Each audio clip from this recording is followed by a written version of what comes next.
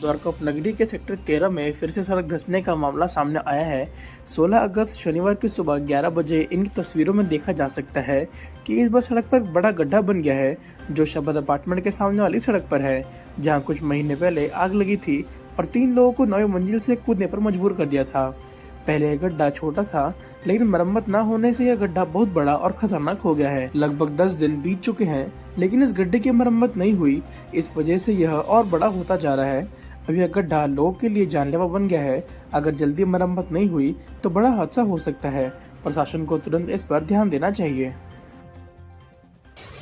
ये गड्ढा पहले छोटा था, फिर बड़ा हुआ और द्वारका में आए दिन आप देखते होंगे कि सड़क धंस जाती है। कई जगह सीवर ब्लॉक है तो वहाँ पे धंस जा रहे हैं लोग, तो खतरा बहुत ज़्यादा बढ़ा हुआ है। और द्वारका कहा जाता है एशिया का सबसे बड़ा सोसाइटी वो उस तरह का बनाया गया और बहुत प्लान वे में बनाया गया था। उसके बावजूद क्या प्लानिंग थी उस वक्त डीडीए की, किस तरह से पाइपलाइनिंग हुई है कि आए दिन आप देखिए गड्ढे बनते हैं, पाइप बस्ट होती है, सीवर ब्लॉक होते हैं।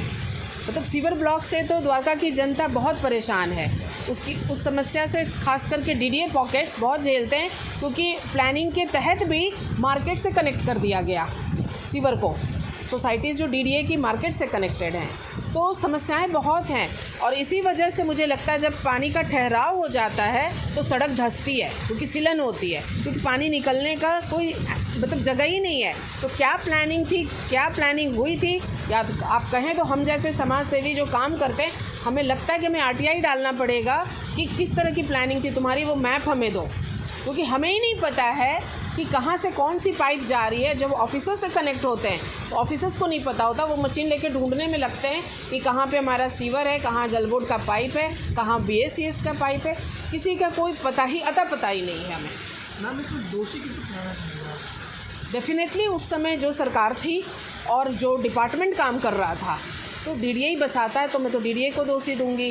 डीडीए के साथ अलग अथॉरिटीज़ कनेक्टेड हुए होंगे, जल बोर्ड हुए होंगे, बीएसीएस हुआ होगा, एमसीडी हुआ होगा, तो ये सबकी गलती है, सबकी मतलब कहेंगे दोषी सारे हैं।